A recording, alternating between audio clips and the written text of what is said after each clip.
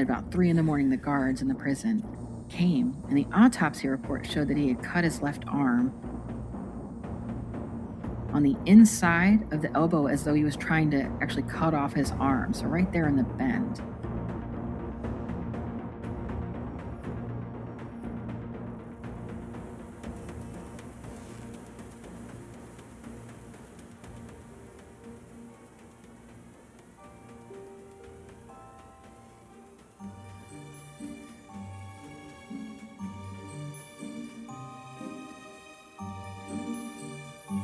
This is your nautical lantern on the dangerous seas of darkness. Let's push off from the placid shore of the status quo and explore what's beyond the horizon. I am your host, BT, and this is Truth and Shadow, your podcast of the supernatural.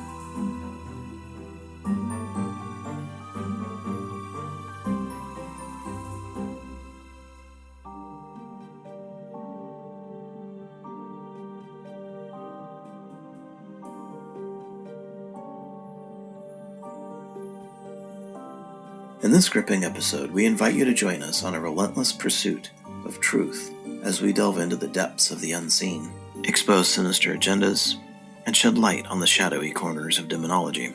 As we navigate through the intricate web of mystery, our commitment to revealing the truth remains unwavering.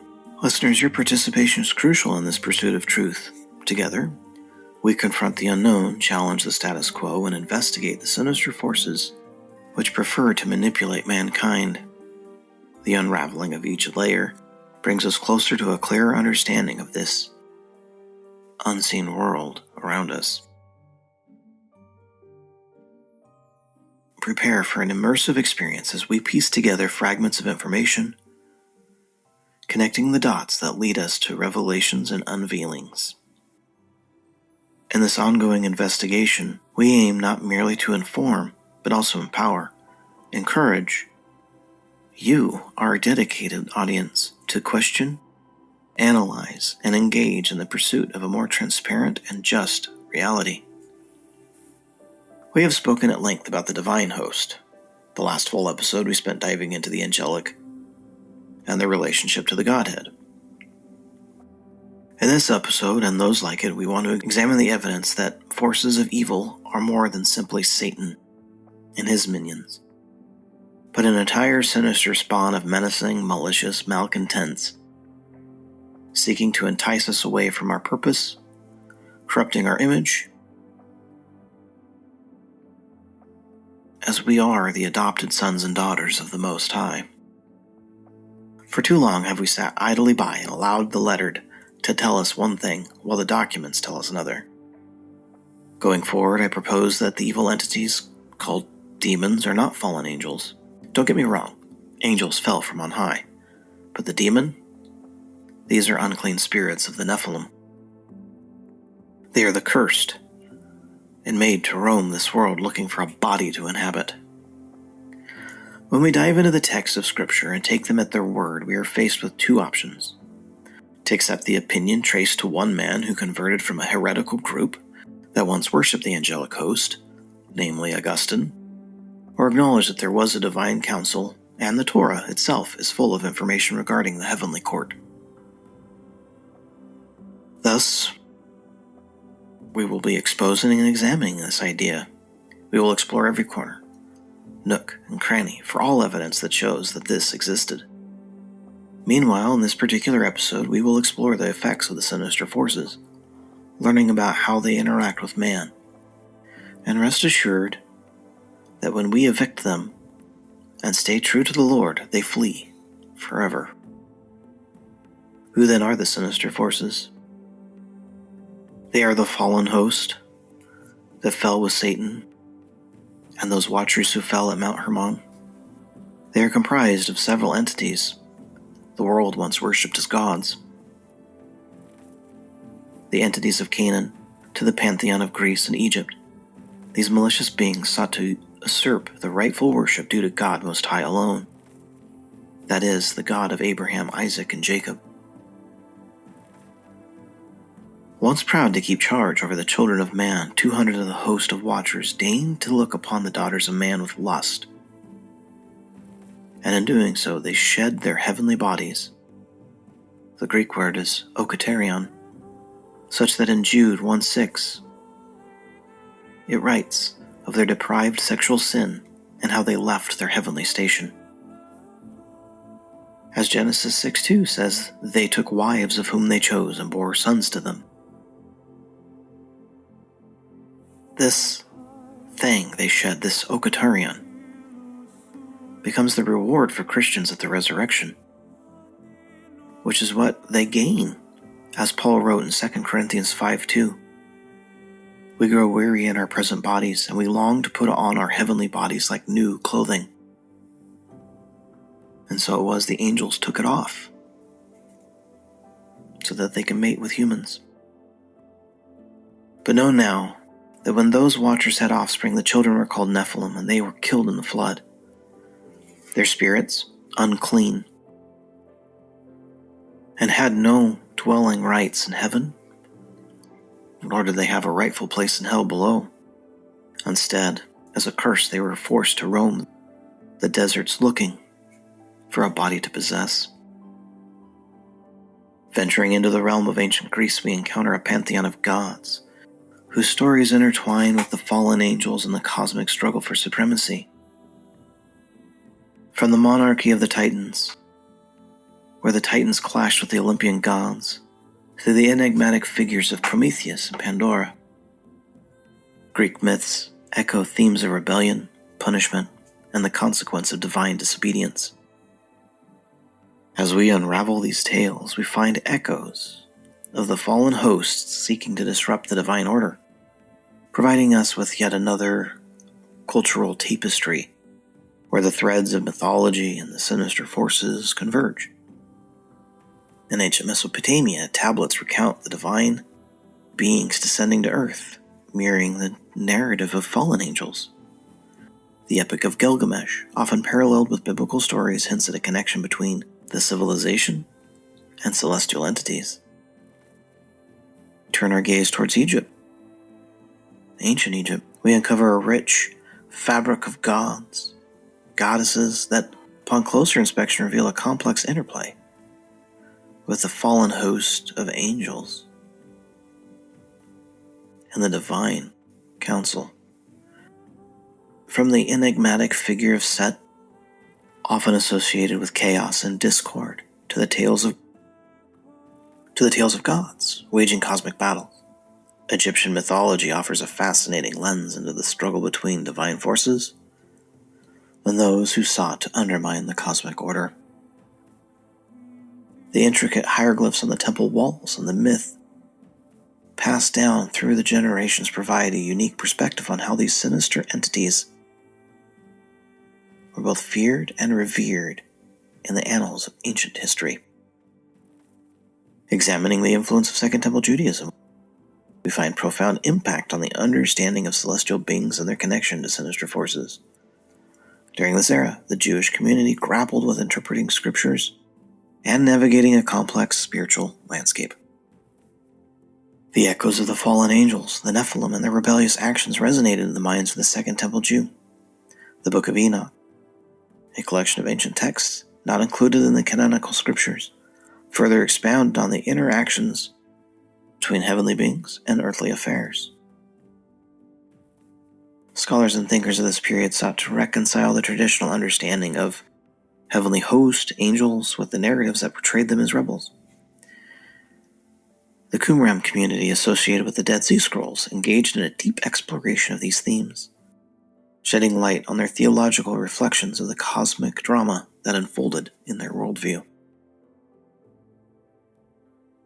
In summary, the influence of fallen angels and sinister forces during the Second Temple period shaped theological discourse, prompting a nuanced interpretation of Scripture and exploration of the unseen realm. The echoes of these ancient mythologies reverberated through the theological corridors of Second Temple Judaism, leaving an indelible mark on the evolving understanding of celestial beings and their role in the cosmic struggle Not a single account of this data occurred in a vacuum. The cultural exchange between peoples in the ancient world was traded just as much as pepper or salt. Our investigation leads us to researchers who have looked upon artifacts of evil, studied the idols left behind by those people who once called them gods.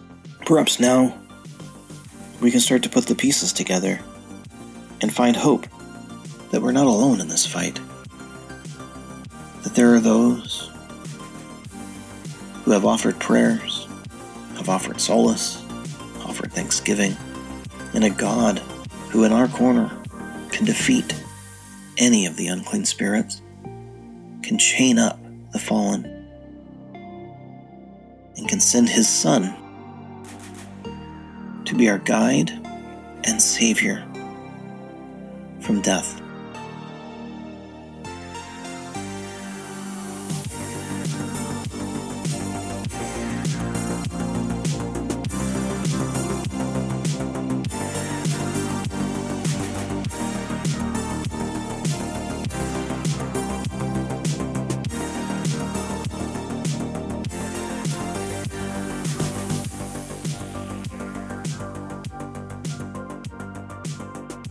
My first guest on Truth and Shadow podcast, and she's here to talk about her research into the dark recesses of the human psyche, puzzling out the mysterious beliefs of the distant and the departed.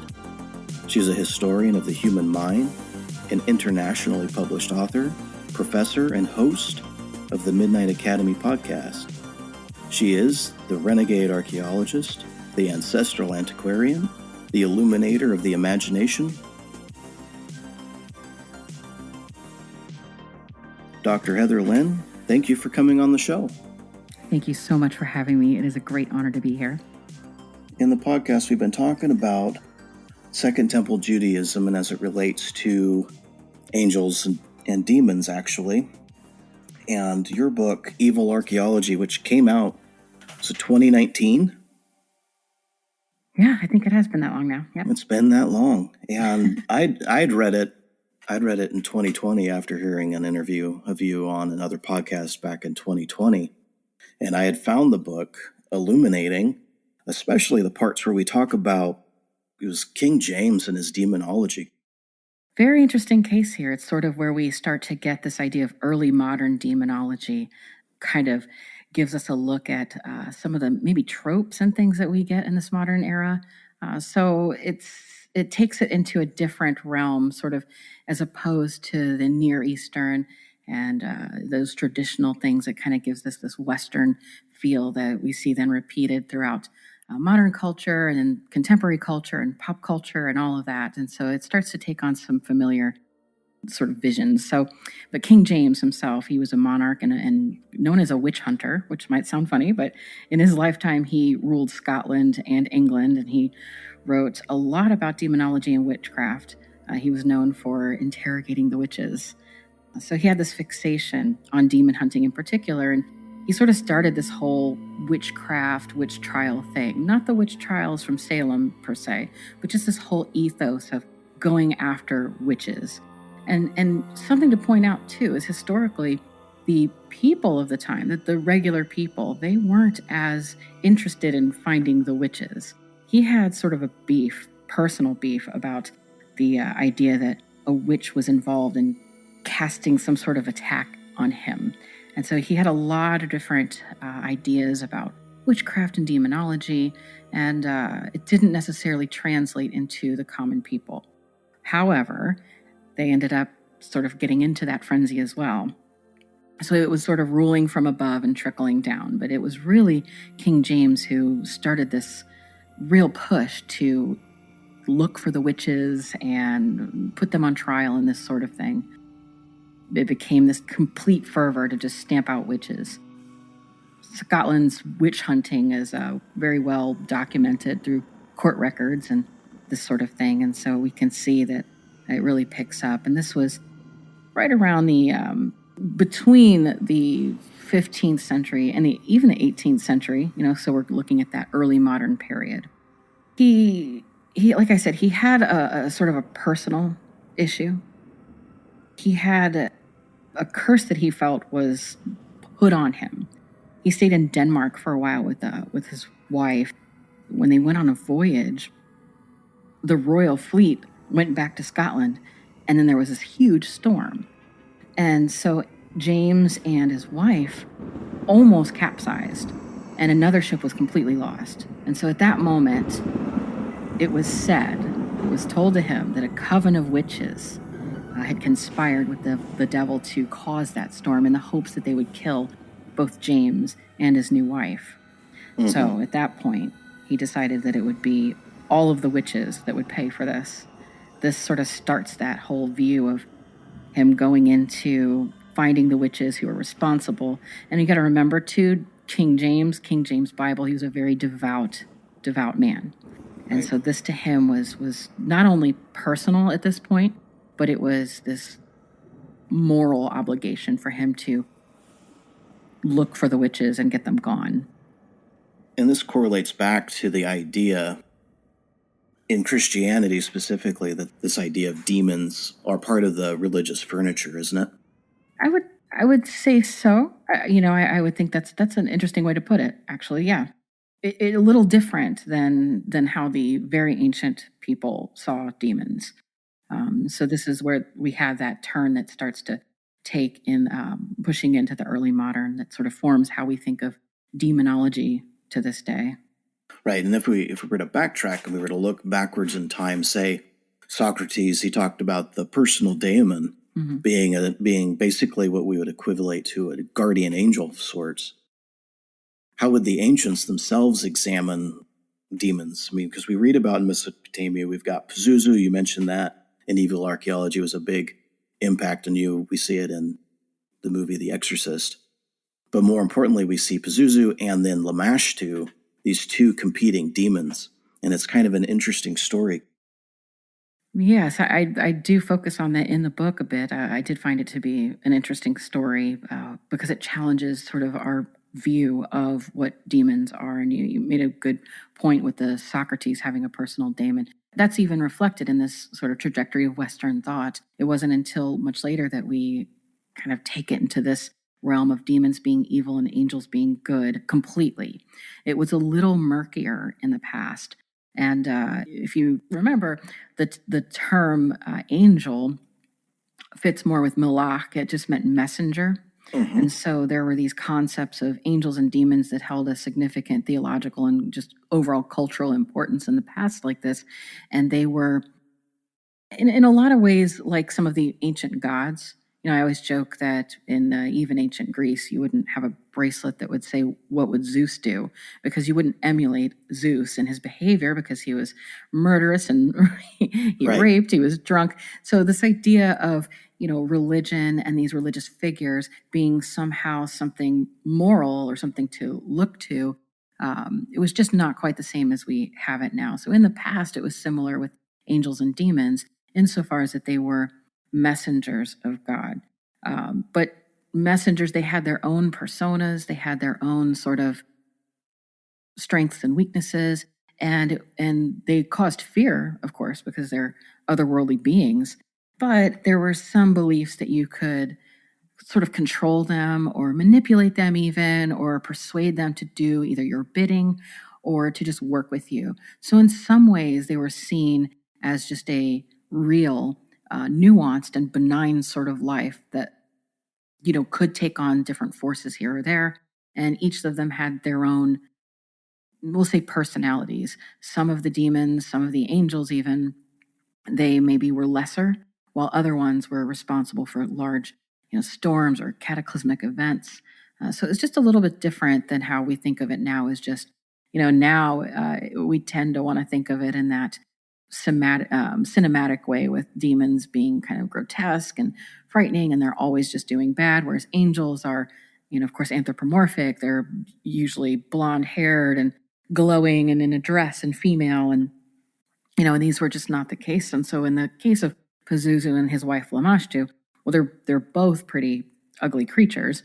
It kind of tracks with that idea of a demon, but that you could work with them in a way, at least put one against the other. So you could manipulate them or even trick them. In that instance, Pazuzu, he was the husband of Lamashtu, as you mentioned, and Lamashtu was not able in the story to have her own children, and this angered her. And so what she would do is she would be responsible for killing the children of parents, usually newborns.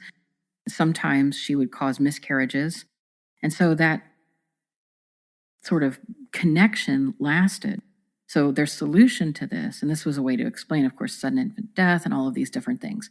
And so the solution was, well, we need to get Pazuzu, her husband, to keep her in line because, in the culture and the period, it was very patriarchal in that way. And so you would say, hey, Pazuzu, come and get your wife. So what they would do is try to offer something to Pazuzu, try to say, punish your wife and do us a favor. And so you'll see a lot of depictions of this picture sort of Pazuzu with a whip, and he's whipping his wife and telling her to, get away from the human children. Right. It was so much that they would make these little plaques, or they would even have amulets to wear of Pazuzu for pregnant women, which is it's frightening. They're very ugly. They're very, but they're grotesque, right? They were absolutely, and in a way, you wanted them to be as such because it would be frightening to Lamashtu. Mm-hmm. So it's just a little bit different than how we would think, because now we would look at Pazuzu and think, oh gosh, I don't want any part of that. But we wouldn't think that by sort of engaging with that, we could use it to our advantage. That's one way to look at it, and there are just many other types of views of their hierarchies and the different types. So it wasn't quite as cut and dry. Mostly, yes, they were evil, but they were more akin to human beings, but just with bigger power. Humans insofar as that they were nuanced and they had free will, and so they could choose to do something good or choose to do something bad because they saw humanity as a competitor.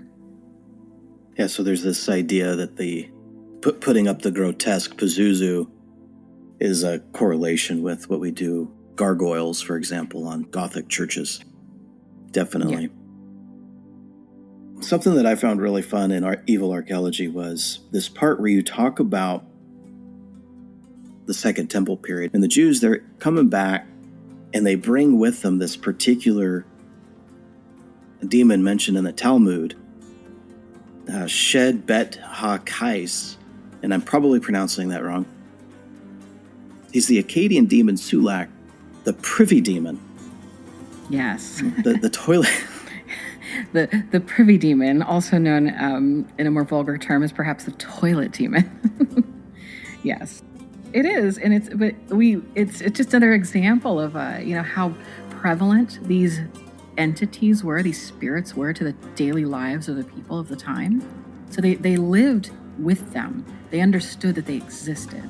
So here in our contemporary period, we would look out and think, well, angels, demons, even if you believe in angels and demons, they somehow reside in this other realm.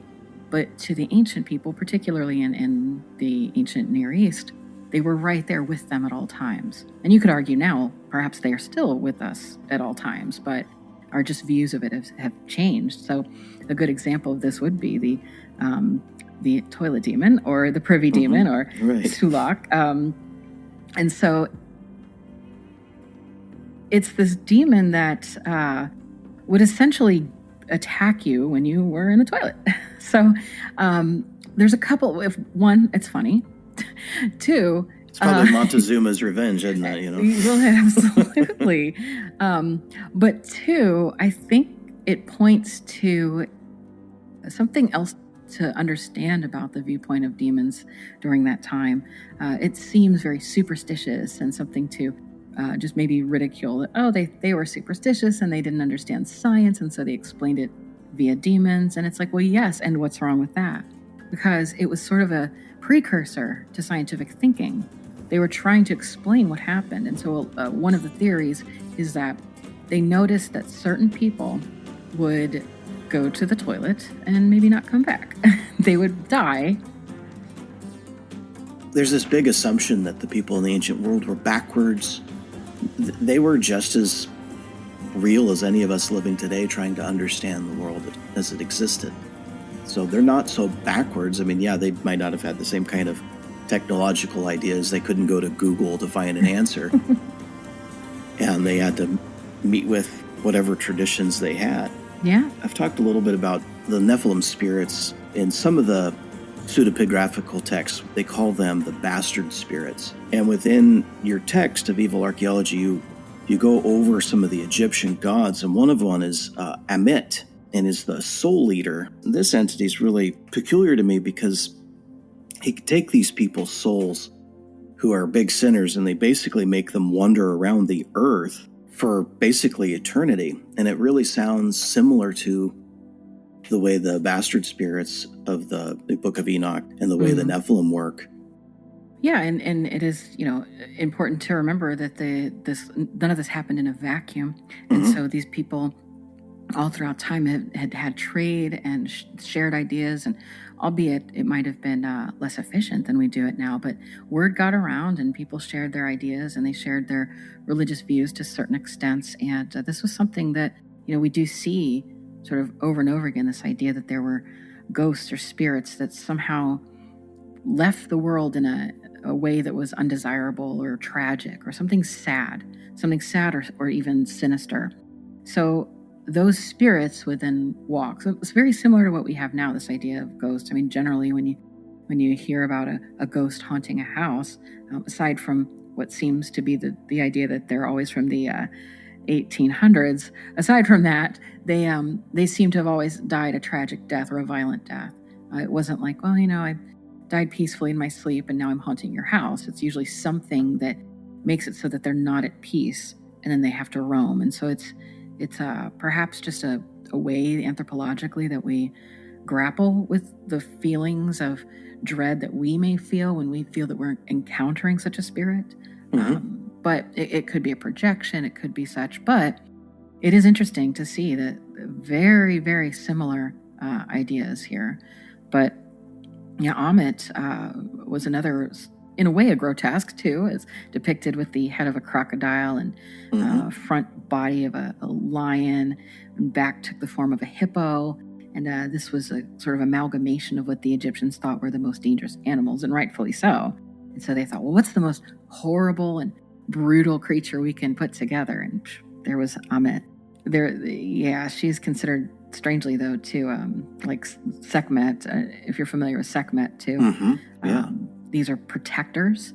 So even Amit, who is frightening, Amit was doing the Lord's work, so to speak, doing something to instill the principle of Maat, which Maat was a principle and its own goddess. It was personified as a being, a human type being, also an ostrich feather, and a principle. So it had this sort of three-natured sense to it. So, but overall, it was the principle of justice. And so even though this horrible creature was doing horrible things to these souls, and it was sort of seeking that justice.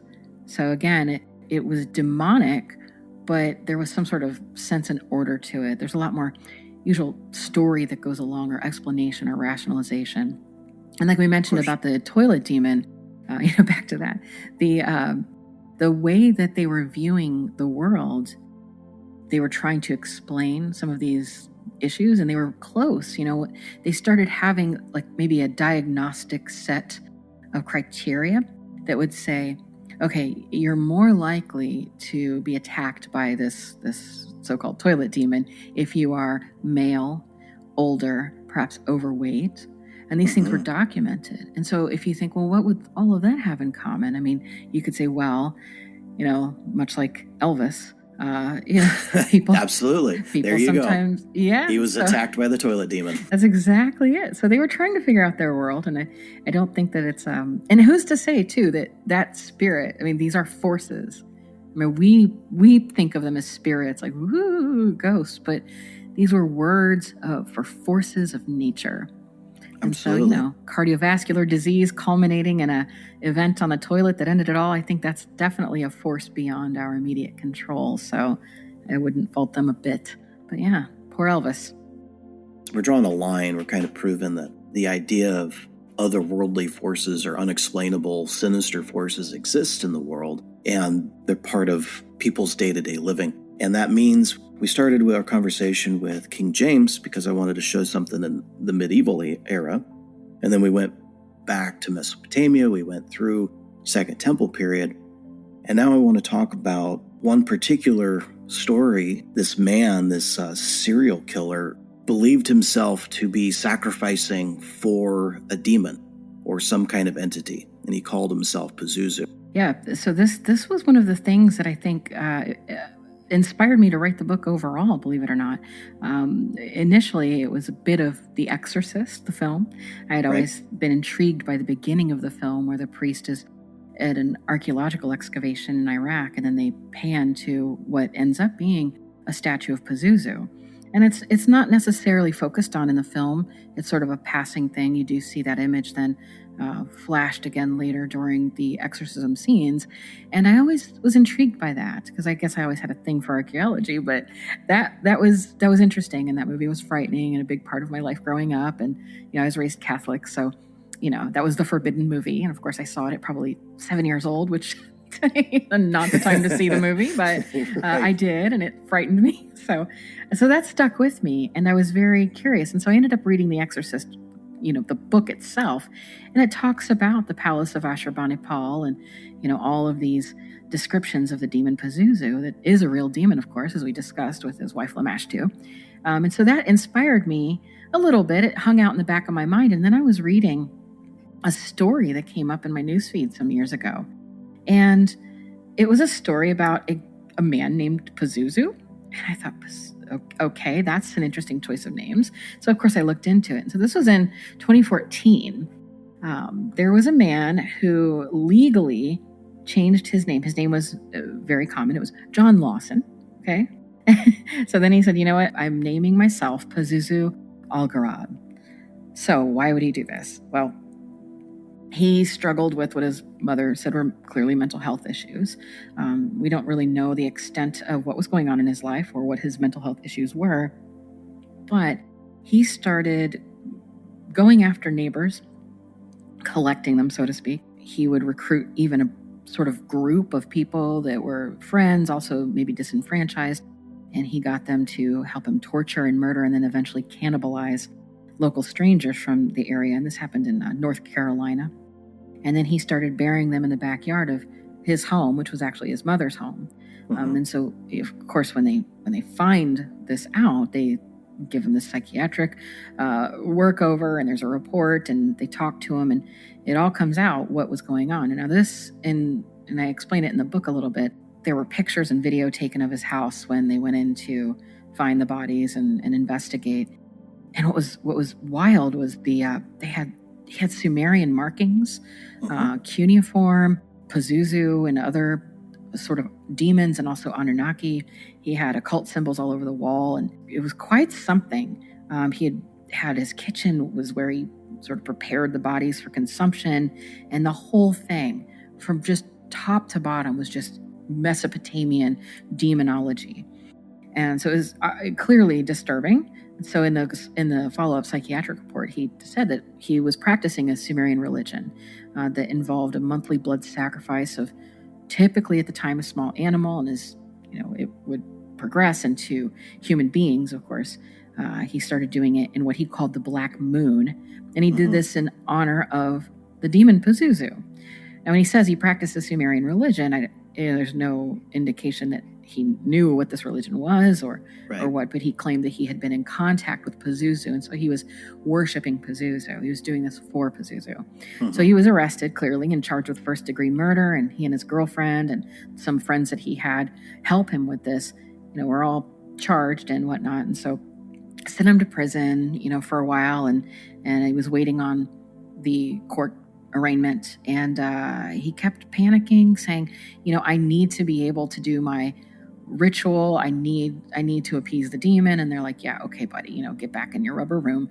And his mother says, wait, no, seriously, help my son. Something's going on. And so, of course, they're not going to listen to him. At about 3 a.m, the guards in the prison came, and the autopsy report showed that he had cut his left arm on the inside of the elbow as though he was trying to actually cut off his arm. So right there in the bend. And he had perforated his brachial artery, and that's what caused him to bleed to death. They found deep, deep scratches on his chest and arm, and He had rib fractures, but they couldn't determine what had actually killed him, other than he bled out. Right. But they don't know, what happened. They couldn't determine if it was a suicide, but that's where they left it. So he said that was because he wasn't able to do what he needed to do. Perform his ritual, right.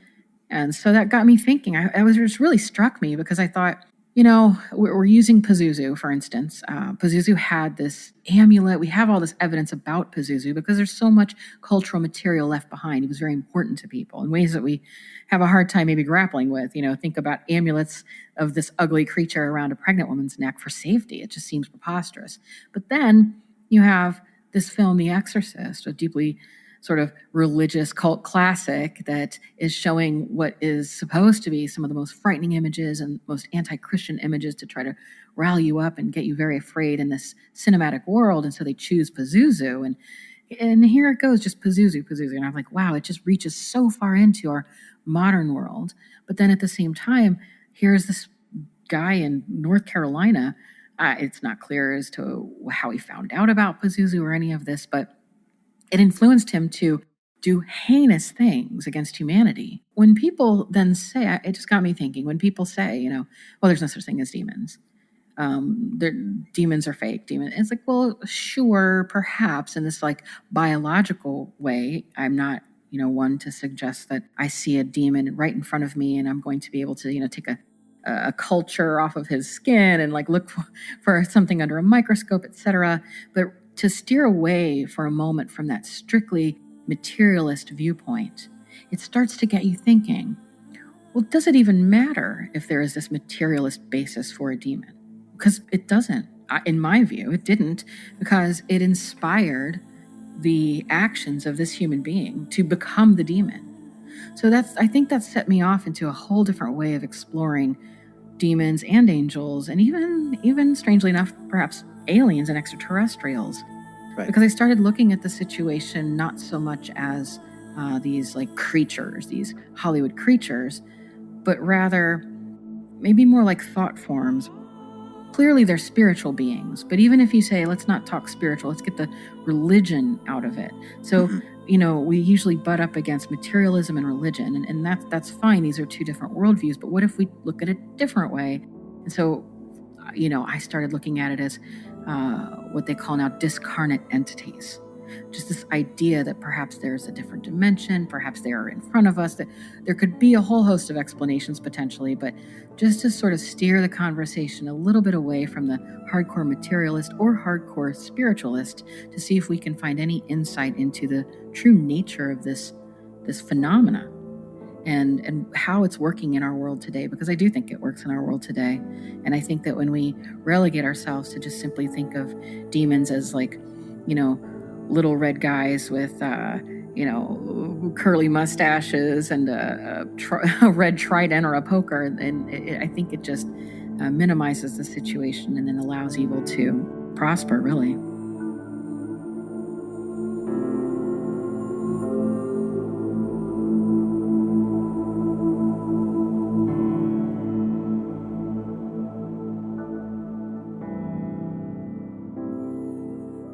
Most people can find your stuff on Amazon. Oh, sure. Yep, absolutely. And Amazon.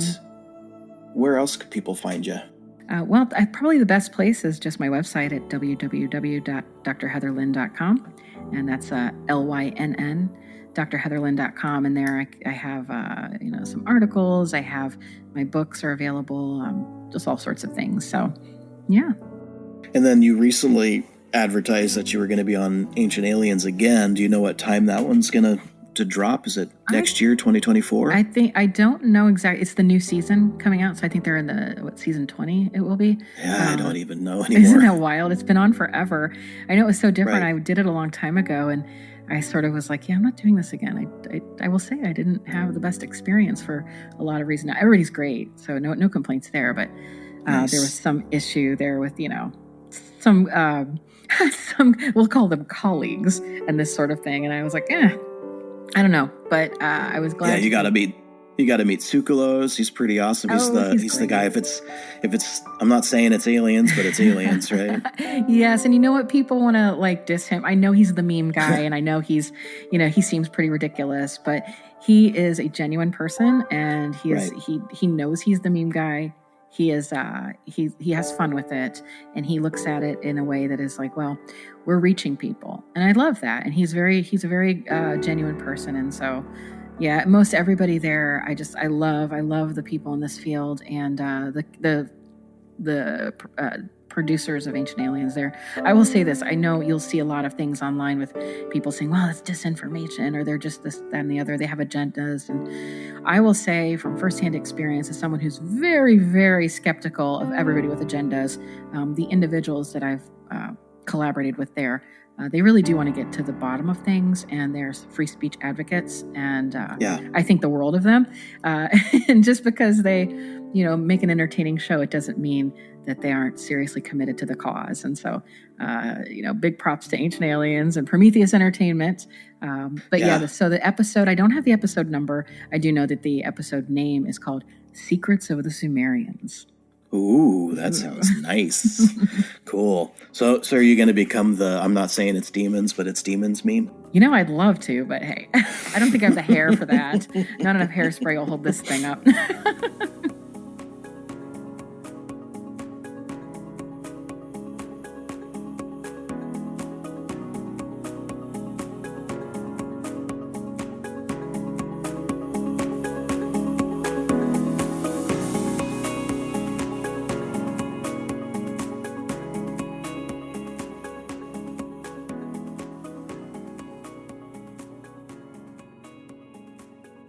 Thank you for listening.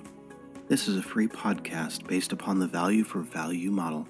If you find value in this, or any episode, you can return that value by liking the show, subscribing to this channel, leaving a review, or sharing with a friend on your social media accounts.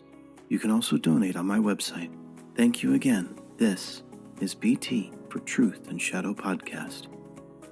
You are the light in the darkness.